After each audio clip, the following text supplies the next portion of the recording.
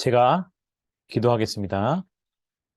사랑해 주님 감사합니다. 오늘도 주님께서 우리 발걸음 인도해 주셔서 주의 말씀과 더불어 하루를 시작합니다. 주님, 오늘 하루의 삶이 말씀 가운데 살아계신 하나님과 동행함으로 말미암아 승리하는 삶이 되게 해 주시옵고, 이 말씀이 오늘 하루에 우리가 이 세상을 살아가는 삶의 목적과 방법이 되게 하여 주시옵소서. 예수님의 이름으로 기도드립니다. 아멘. 말씀 봉독하겠습니다. 본문 말씀 민수기 3장 1절로 13절까지의 말씀입니다. 다 함께 봉독하겠습니다. 여호와께서 시내산에서 모세와 말씀하실 때에 아론과 모세가 낳은 자는 이러하니라. 아론의 아들들의 이름은 이러하니 장자는 나답이요, 다음은 아비후와 엘르아살과 이다말이니 이는 아론의 아들들의 이름이며 그들은 기름 부음을 받고 거룩하게 구별되어 제사장 직분을 위임받은 제사장들이니라. 나답과 아비후는 시내 광야에서 여호와 앞에 다른 불을 들이다가 여호와 앞에서 죽어 자식이 없었으며, 엘르아살과 이다말이 그의 아버지 아론 앞에서 제사장의 직분을 행하였더라.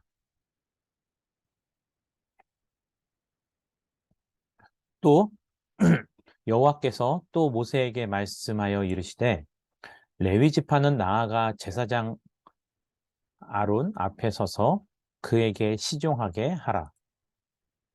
그들이 회막 앞에서 아론의 직무와 온 회중의 직무를 위하여 회막에서 심우하되 곧 회막의 모든 기구를 맡아 지키며 이스라엘 자손의 직무를 위하여 성막에서 심우할지니 너는 레위인을 아론과 그의 아들들에게 맡기라.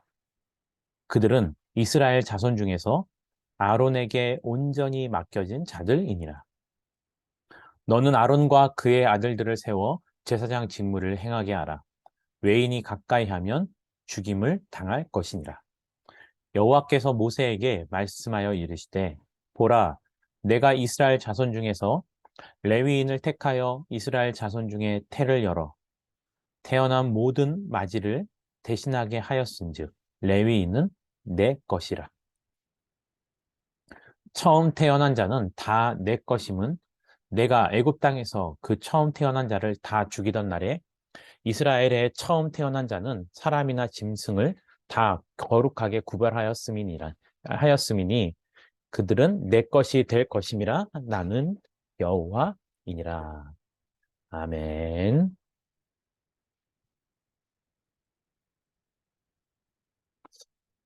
오늘 말씀은 다윗, 레위 자손에 대해서 나오고 있습니다.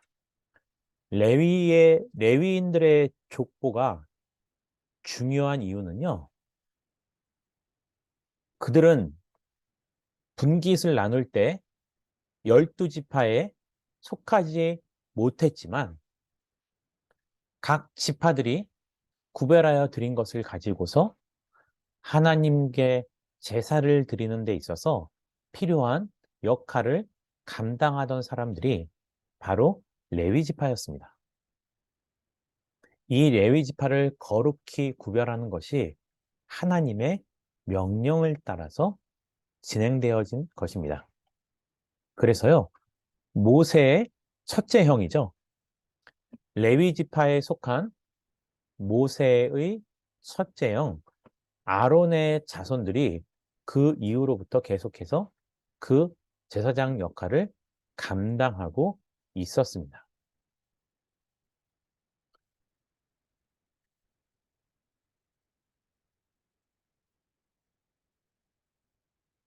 우선 레위는요, 게르손과 고핫과 무라리 이 세 자녀가 있었고, 고핫의 자손 가운데 첫 번째 아므람의 그의 첫 번째 아들 아론이 대대로 그 역할을 감당하게 되어 있었습니다. 특히 그 가운데 엘르아살과 이다말이 주로 그 역할을 감당했고요. 후로는 엘르아셀의 자손 사독에 이르기까지 그 제사장 직분이 계속해서 이루어졌습니다. 오늘 본문 말씀 3절에 보니까요. 아론의 아들들이 기름 부음을 받고 거룩하게 구별되어 제사장 직분을 위임받을 제사장들이라고 하나님은 모세에게 명령을 하셨습니다. 이와 같이 하나님에게 제사를 드리기 위해서 그 직분을 감당하는 사람이 하나님이 택하신 자들에 의해서 그 역할을 하고 있었다는 것을 우리는 기억해야 합니다. 내가 하고 싶다고 해서 스스로 내 할 일을 주장하는 것이 아니고 오히려 하나님께서 부르셨다라는 사명이 더욱더 중요하다라는 겁니다. 아론의 첫째 아들과 둘째 아들이 있었습니다. 나답과 아비후 역시 아론의 자손으로서 그 역할을 감당하고 있었는데 오늘 본문 말씀을 보면요. 여호와 앞에서 다른 불을 들이다가 이 말씀을 통해서 볼 때 아마도 번제단을 관리했던 것 같습니다. 그런데 그것을 올바로 행하지 못하다가 하나님 앞에서 죽임을 당하게 되죠. 그래서 그의 자손들의 족보는 더 이상 나오지 않습니다. 그리고 나서 셋째 아들과 넷째 아들 엘르아살과 이다말이 그 아버지 아론 앞에서 제사장의 직분을 계속해서 감당하게 되는 것입니다. 그리고요, 제사장이 있다면 나머지 레위 지파들은 무엇을 했냐면 그 제사장이 온전히 하나님께 헌신할 수 있는 그 역할을 돕는 일을 했다라는 것입니다. 우리는 오늘 이 말씀을 통해서 우리가 하나님을 섬기는 것에서도 분명히 각자에게 주어진 직책이 있다라는 겁니다. 그것이 높고 낮음을 의미하는 것이 아니고 그 맡겨진 일이 서로 다르다라는 것을 우리는 기억해야 되는 거죠. 그렇다면 그 다르다는 것 안에서 더 깊은 의미가 무엇이냐면 하나님께 예배를 드리는 데 있어서 나 혼자만의 역할로 그 모든 것이 감당되어지는 것이 아니라는 것입니다. 주어진 역할에 따라서 그것이 크고 작든 간에 많은 사람들의 정성과 땀으로 이루어지고 있다라는 거죠.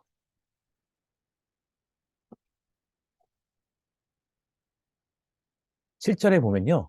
그들이 회막 앞에서 아론의 직무와 온 회중의 직무를 위하여 회막에서 심우하고 있다라는 것을 하나님께서는 모세를 통해서 말씀하셨습니다. 그 제사를 드리는 회막 안에서도요. 각각의 위치에 따라서 주어진 일이 서로 다르다라는 겁니다. 그리고 8절에 보면요. 곧 회막의 모든 기구를 맡아 지키며 이스라엘 자손의 직무를 위하여 성막에서 심우한다라는 겁니다. 그렇다면 오늘 8절 말씀에 굉장히 중요한 의미가 담겨 있는데요. 왜 레위인들만이 그렇게 할 수밖에 없었느냐라는 질문이 있겠죠. 우선 레위인들이 그렇게 하나님 앞에 봉사를 해야 되는 이유는요. 바로 이스라엘 자손들을 위해서라는 겁니다. 저들이 하나님께 나와서 누구나 다 하나님께 제사를 드릴 수 있는 상황은 아니었습니다.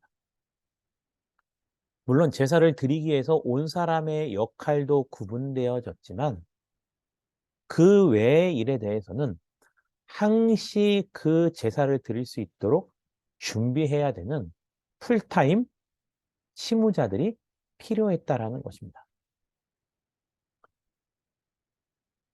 그런데요, 그 이스라엘을 위해서라고 했을 때 9절부터의 내용을 보면 좀 더 구체적인 의미가 나와 있습니다.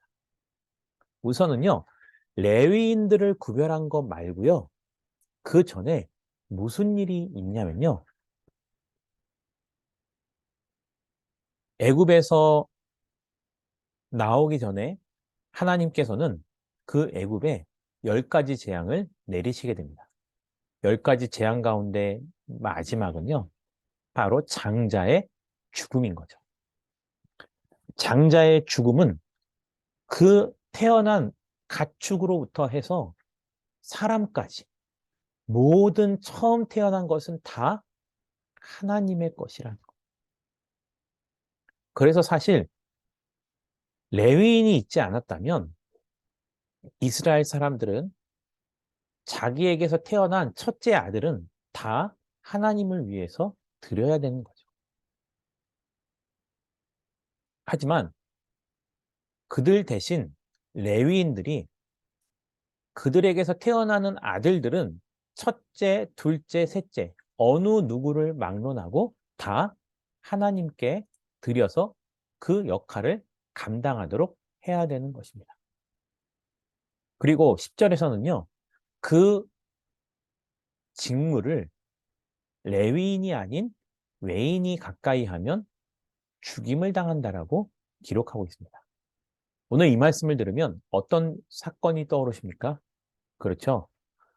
이스라엘의 초대왕 사울이 하나님께 제사를 드리고 나서 그리고 전쟁을 싸워야 하는데 적들은 이미 코앞이고 한시가 시급한 시기에 사무엘 선지자가 아무리 기다려도 도착을 하지 않자 사울은 자기가 선지자가 되어서 직접 제사를 드리게 됩니다. 이것이 하나님 앞에 노여움을 사는 사건이었습니다. 그래서 구약 시대는 하나님께 나아와 제사를 드리는 데 있어서 그 직무를 하는 사람과 그렇지 않은 사람들이 엄격하게 구분되어 졌다라는 것입니다. 그리고 12절에 다시 한번 말씀하고 있죠. 보라, 내가 이스라엘 자손 중에서 레위인을 택하여 이유는요. 이스라엘 자손 중에 태를 열어 태어난 모든 맞이, 첫째를 대신하게 했다라는 겁니다. 다시 말하면 이스라엘의 자손들 가운데 첫째들이 다 군대를 간다고 생각해 보십시오. 근데 누군가는 한 명밖에 없을 수도 있고요. 그것이 인생을 살아가는 데 있어서 큰 문제가 되어질 수도 있었을 것입니다. 그래서 하나님께서는 모든 이스라엘 백성들의 첫째를 받으신 것이 아니고요. 그들을 대신해서 모든 레위인들을 택하신 것입니다. 그러고 보면요. 이스라엘 자손들 가운데 첫째들의 수와 레위 자손들, 아들들의 수의 균형이 늘 필요했다라는 것을 우리는 알 수 있습니다. 그리고 그에 대해서 하나님이 영적인 원리를 알려주시는 거죠. 처음 태어난 자는 다 내 것입니다. 그것을 다 구별하여 거룩히 하나님께 드려야 한다라는 것. 그들은 내 것이 될 것임이라. 나는 여호와니라. 오늘날은요, 이 구약에 나와 있는 레위인들의 이 제도라는 것이요, 사실 많이 완화되었습니다.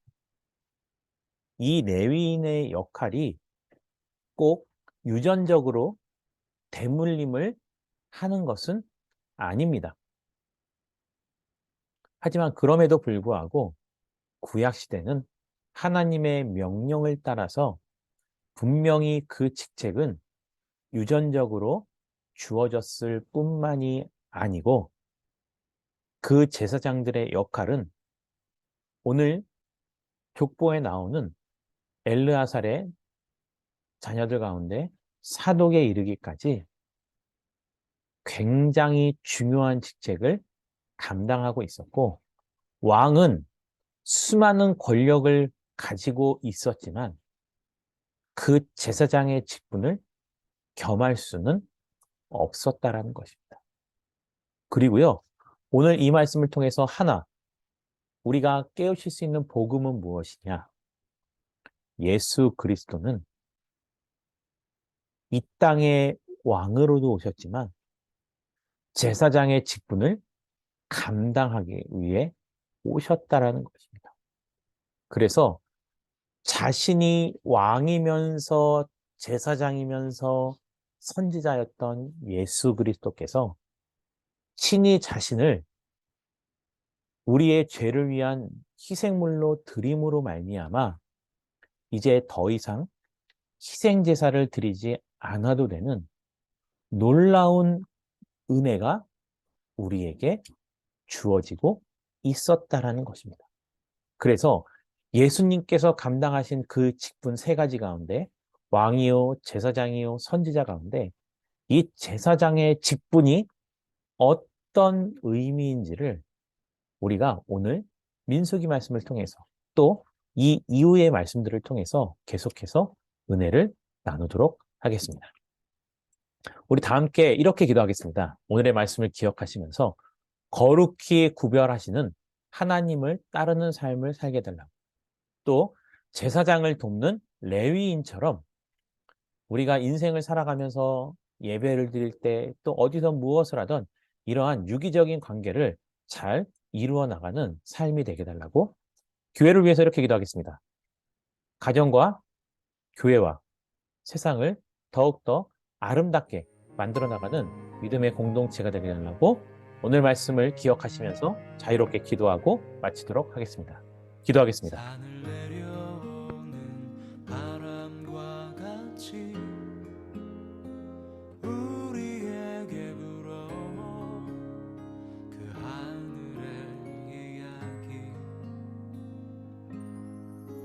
다친 우리 마음 자유케 하던 그 나사렛에서